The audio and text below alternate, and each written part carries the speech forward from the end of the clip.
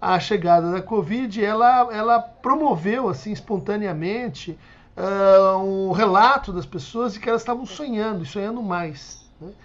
Então, a gente, na Universidade de São Paulo, no Instituto de Psicologia, né, a professora Miriam Debier e eu, nos associamos com o laboratório da Universidade Federal do Rio Grande do Sul, né, com a Cláudia Peroni e a Rose Gursky, e em seguida com a Universidade Federal de Minas Gerais, na figura do Gilson Iannini, com a Federal do Rio de Janeiro, a figura da Carla Rodrigues, e com a Federal do Rio Grande do Norte, onde trabalha o Siddhartha Ribeiro e a Natália, né?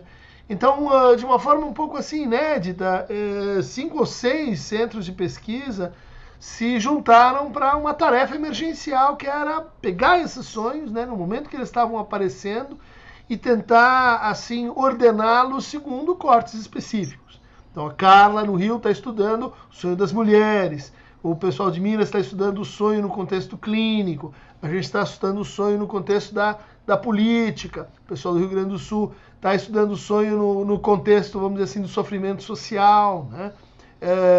Isso gerou, então, de uma forma mais facilitada, um banco com mais de 2.000 sonhos, né? Em cima desse banco, a gente tem tirado algumas regularidades e feito algumas amostragens, né? Olha, a gente fez 2 tipos de análise, né? Uma análise computacional, né? Então, quais são os termos que se repetem, quais são as conexões entre esses termos, uma espécie de análise de discurso, né? Com grafos, sobre quais são os nós, né, mais importantes. E também fizemos uma análise aí mais qualitativa, pegando o sonho, as associações de algumas pessoas, de alguns pacientes, né? E a gente encontrou 3 momentos, né? Já que a pesquisa cobriu aí por mais de um ano, né? Acho que um primeiro momento marcado, né, por sonhos muito vívidos, sonhos realísticos, né? Com cores, com textura, com uma qualidade formal inabitual, né? Também com uma extensão inabitual, sonhos que eram assim novelas, né? Verdadeiras histórias compridas, né? E que tinham também, muito frequentemente, um efeito transformativo, né? A pessoa acorda e, puxa, aconteceu alguma coisa comigo, eu não sei o que foi, mas eu estou diferente, né? Ou eu concluí, avancei um luto, ou eu me dei conta do que eu estava fazendo aqui na minha vida, ou eu percebi que eu preciso fazer ou desfazer algo, né? Sonhos que também estavam ligados, né, ao que alguns antropólogos chamam de sonhos xamânicos, os sonhos dirigidos, né? Que são aqueles que, vamos dizer assim, dizem respeito àquela individualidade, àquele sujeito, mas são uma resposta, né, a um problema, a um sofrimento social, né? Então isso foi muito marcante nesse primeiro momento, e foi representado por 2 palavras-chave, 2 significantes-chaves, né? Mãe e casa. O que pareceria trivial, já que nós estávamos então comprimidos, né, levados a ficar em casa, né? E já que a mãe é um símbolo por excelência, né, da casa e do lugar para onde a gente volta, né? Mas olhando mais de perto, a gente percebe que essa problemática toda de extensão, realidade, transformatividade dos sonhos estava ligado ao fato de que, no fundo, a gente estava vivendo uma experiência que o Freud descreveu como de infamiliaridade, né? Em alemão, unheimlich. Ou seja, nós estamos em casa, nós estamos num lugar que seria o mais assim conhecido, com as pessoas mais conhecidas, com mãe, com pai, com filho, e de repente aquilo tudo é estranho. E de repente no núcleo do que há de mais familiar há uma coisa que a gente não tinha pensado, não tinha visto, né? Então os casais se enxergando de outro jeito, os filhos aparecendo em novos ângulos, em novos retratos, né? Isso tudo, a vida, né, se recompondo em outro cotidiano. Isso tudo, então, envolveu um trabalho de acomodação psíquica que o sonho, então, fez valer, né? O sonho reorganizou, né, quer dizer, seu lugar no mundo. Depois desse primeiro momento, a gente teve uma fase em que justamente a vida foi mudando para uma espécie de monotonia, né? E aí os sonhos foram acompanhando isso. Em vez de sonhos vívidos, as pessoas começaram a esquecer mais dos sonhos. Os sonhos começaram a ser assim de um tipo de sonho evacuativo ou de continuidade, né? Com o trabalho, por exemplo. Trabalho todo dia digitando coisas. Daí vai dormir, o que você sonha? Eu estou digitando coisas, né? Isso é inferno em vida, porque você nem mesmo consegue criar-se outro mundo, uma liberdade, uma escapatória no mundo onírico, né? Isso refletiu, então, o crescimento do sofrimento, o crescimento da angústia, o crescimento, por exemplo, das formas depressivas, né? Então, foi aquele momento em que começaram a surgir pesadelos, né? Pesadelos em torno da... o vírus entrou na minha casa, ela está na minha cama, ela tem a cara do Bolsonaro, ele não está aqui, vai para lá, enfim, sonhos de perseguição, de paranoia, né? Sonhos de insegurança com o mar, sonhos em que a pessoa estava andando assim na praia ou no deserto, ou seja, sem sentido, sem saber onde isso vai dar, né? Quando isso termina. Então, nesse terceiro momento, a gente tem sonhos de violência, sonhos de luta, sonhos de batalha, né? Que estão ligadas à reemergência de questões como a vacina, a aparição de, assim, quando é que vai ter para mim? Há uma percepção social mais forte, né, do número de mortes, do processo de enlutamento, da irresponsabilidade política com a condução da pandemia, né, que a gente vê aí na CPI. Então está havendo uma transformação agonística dos sonhos, né? E daí a gente não está sonhando tão mais com casa e mãe, mas obviamente com pai, né? Aí de novo a gente vai perguntar o que é um pai, no sentido de que ele tem que ser decifrado. Não é o pai aquele que você acha que sabe quem é, que mora com você e etc, né? Mas é tudo o que essa função pode representar nesse momento, né? Desde o pai aterrorizador, até o pai protetor, até o pai que se evade, até o pai armado, tudo isso tem aparecido nos sonhos, né? E as pessoas têm sonhado muito com política. Eu pergunto porque eu vi alguns relatos assim Sim, de e nós pessoas dizendo que constatamos tem. isso também, né? Aliás, isso é um dos focos da nossa pesquisa aqui em São Paulo, na USP, né?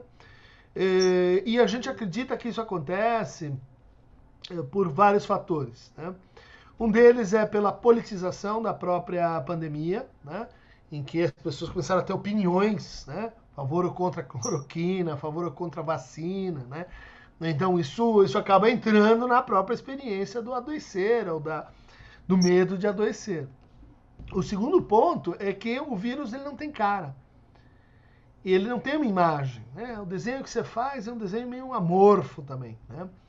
E para a gente se defender de algo, a gente precisa objetalizar aquilo, né? Precisa dar uma forma, precisa dar uma imagem, porque daí você luta, né? Sem forma e sem imagem, o que provavelmente você vai sentir é angústia, não é medo. Então, na transformação da angústia para o medo, a gente se viu obrigado a inventar máscaras para o vírus, né? E muita gente, de fato, foi escolher, né? Cunha, Bolsonaro, Pazuello, aqueles que são os anti-heróis, né, da pandemia, para figurar o malvado vírus que entra na minha casa, né? O mais interessante é que nessa batalha a gente também convocou aliados, né?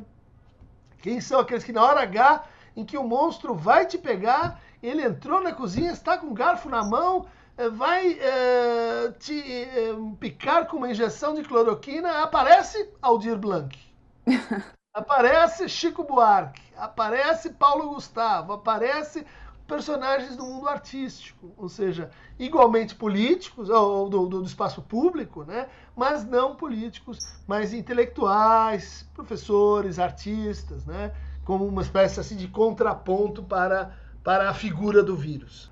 As mulheres sonharam mais com vulnerabilidade, abandono, com, por exemplo, filhos em perigo, com violência, bom, que foi a expressão de algo que a gente também, por outro lado, sabe que acabou acontecendo, né, que foi aumento de violência doméstica, feminicídio, né, quer dizer, aqueles lares, né, aquelas casas em que você tinha ali uma situação de opressão e que essa opressão ela se desdobrou porque alguns serviços de apoio, né, inclusive delegacias, foram meio que desativados, abrigamentos, né, você não tinha onde colocar a criança quando dava uma confusão conjugal, né?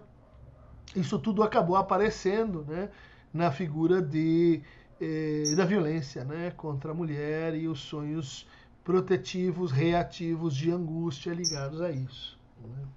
Existem sonhos que eles estão na transição, muito na transição entre a vigília e o sono, né?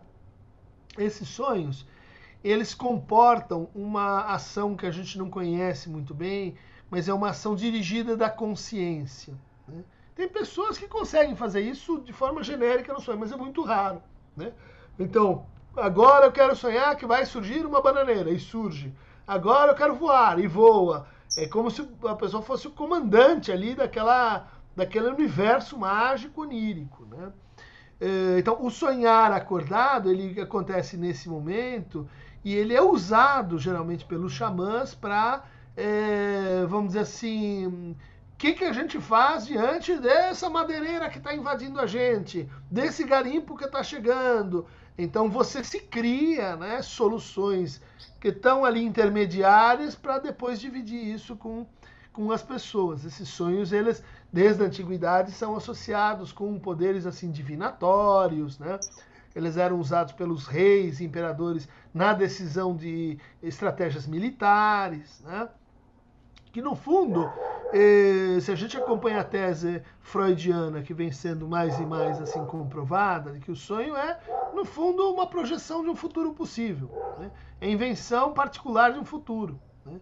E se a gente pensar que o futuro tem alguma relação com o que a gente deseja, né? O que a gente quer, né? Não é toda, não é determinado, assim, eu quero, então vai acontecer. Mas tem uma relação, porque a gente trabalha naquela direção, a gente percebe que o mundo está indo naquela direção, a gente lê no tempo, né, o nosso desejo. E aí, esses sonhos, eles têm essa função de serem sismógrafos sociais, né? De capturarem imagens possíveis, né, do que seria um momento futuro. Como a gente viu bem, né, num trabalho que inspira a nossa pesquisa, que é um trabalho da Charlotte Berhardt, chamado Sonhos do Terceiro Reich, né, onde ela, jornalista, coletou sonhos na década de 30, antes da instalação completa do nazismo na Alemanha.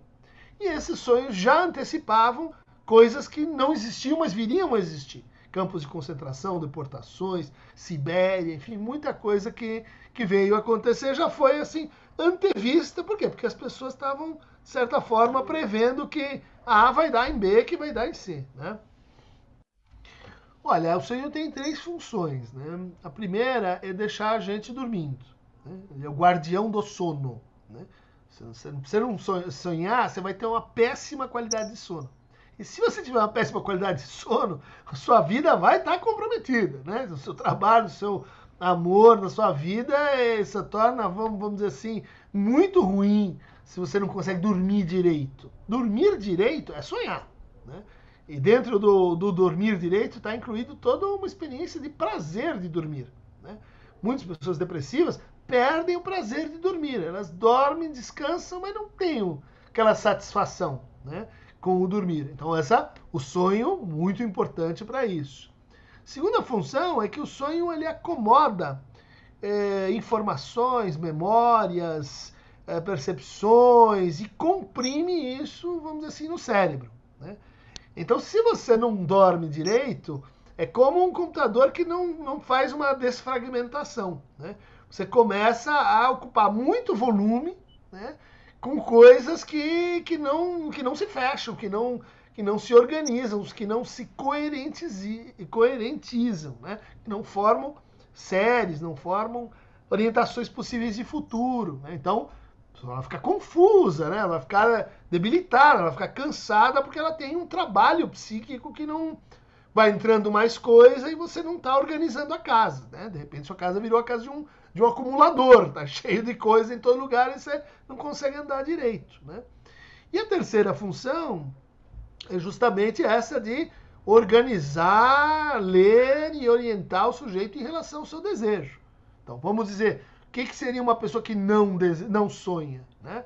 É uma pessoa que está alienada, é uma pessoa que não é capaz de ser consequente com o seu futuro, é uma pessoa que não consegue fazer perspectivação do seu futuro, não consegue fazer, olha, faço sacrifício hoje para amanhã estar melhor, educação, porque depois eu tenho melhor. Isso ela não consegue fazer, porque o sonho é curto, porque o sonho é o sonho de sobrevivência, é o sonho, como a gente viu, né, de continuar trabalhando amanhã, é muito pouco, né? Pessoas que sonham muito pouco são pessoas, vamos dizer assim, mais pobres, num certo sentido, né? Não materialmente, mas... Uhum. E isso, para o nosso momento, né, essas três funções, né, vai prejudicar muito quem tem que, além disso, lidar com uma depressão, uma ansiedade. Quem tem que, além disso, lidar com lutos, né? Luto é pôr a casa em ordem. Se você não sonha, vai ficar mais lento o seu luto, vai ser mais prejudicado o seu luto, né?